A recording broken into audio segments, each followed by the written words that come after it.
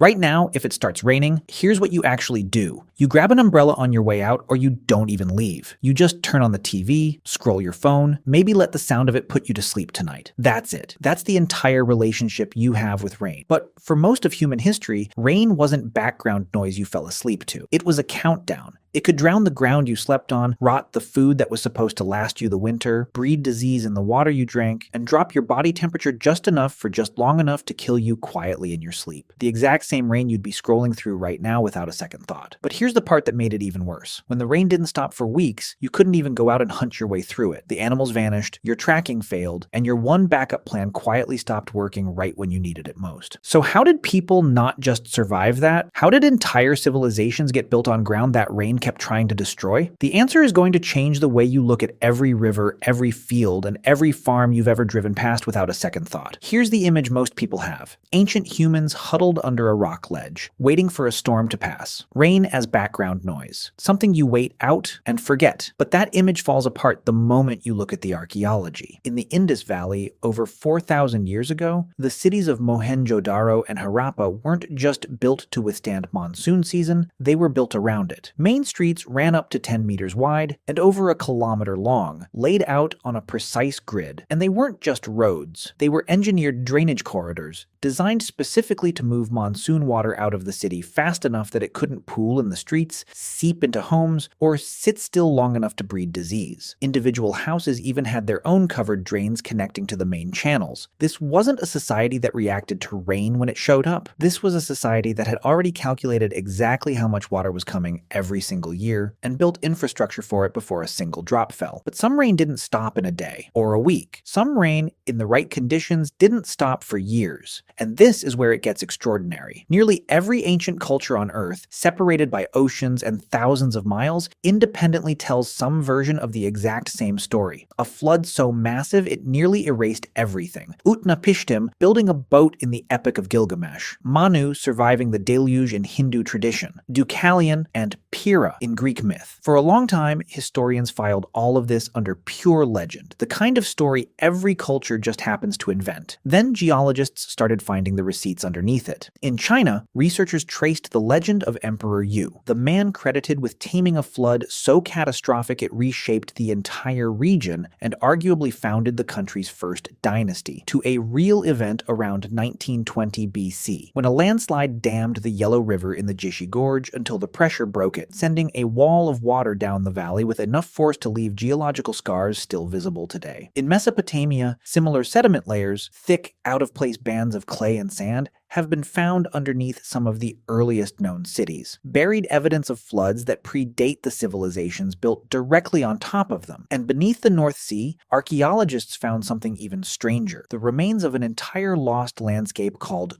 Doggerland, a place that once had rivers, forests, and thriving human communities slowly swallowed as sea levels rose after the Ice Age. That wasn't a bad storm. That was a homeland disappearing underwater over generations, slowly enough that people watched it happen to their parents and then to them. So if the water itself could erase an entire civilization, how do you build one that actually survives long term? You stop treating water as the enemy and start engineering around it completely. In Egypt, the Nile's yearly flood wasn't feared. It was the entire economy. Farmers timed planting seasons around it with almost calendar-level precision because that flood deposited the fertile black silt that made farming possible in the middle of a desert at all. No flood, no crop. Too much flood, and homes and stores were wiped out. It had to land in a very specific window almost every single year, or the entire system broke. And here's the detail that should genuinely surprise you. Volcanic eruptions on the completely opposite side of the planet could suppress that flood by disrupting monsoon patterns thousands of miles away over Africa. When that happened, the historical record shows spikes in revolt and civil unrest in ancient Egypt almost immediately afterward. Let that sink in for a second. A volcano erupting in a different hemisphere, with no visible connection to Egypt at all,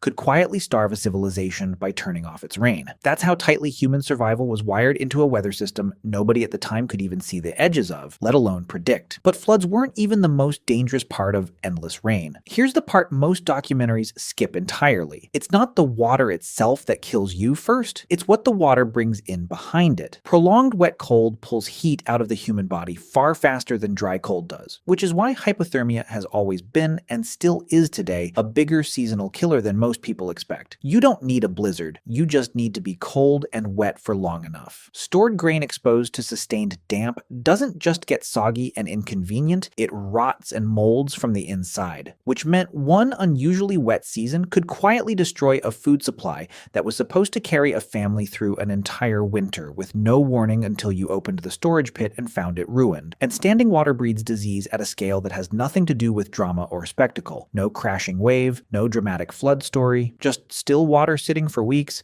and a body count that could quietly rival a flood's. But there was a fourth killer, quieter than all of them. The animals just disappeared. Prolonged rain doesn't just make hunting harder, it makes it fail completely. Deer and other prey retreat into thick cover and barely move, which means fewer tracks, fewer sightings, and far less scent carrying on wet, heavy air for a hunter to follow. Modern wildlife studies confirm this exact pattern. Prolonged rain measurably lowers hunting success because prey becomes harder to detect and hunters themselves move slower and less willingly through it. Groups like the Hadza in Tanzania still show this today. Their diet shifts almost entirely to foraged plants during the rainy season, not by preference, but because meat simply stops being reliably available for weeks at a time. So picture that stacking up in real time. The ground is flooding, the stored grain is rotting, the water sitting outside your home is making people sick, and now the one backup plan, going out and hunting something, quietly stops working too, right when you need it most. That's not one crisis. That's every single food source failing at the same moment. Ancient builders weren't just fighting water. They were fighting 4 separate, slower killers riding in on its back, all at once. So they didn't just need to survive the storm itself. They needed to outplan it completely, sometimes months or years ahead of the rain actually arriving. Settlements were deliberately placed on elevated ground, away from known flood paths, based on generations of observed patterns passed down through families. Grain stores were built raised off the ground on platforms or stilts, specifically engineered to keep rot and damp from wiping out an entire season's labor in a few wet weeks. Diets shifted in advance, leaning harder on stored,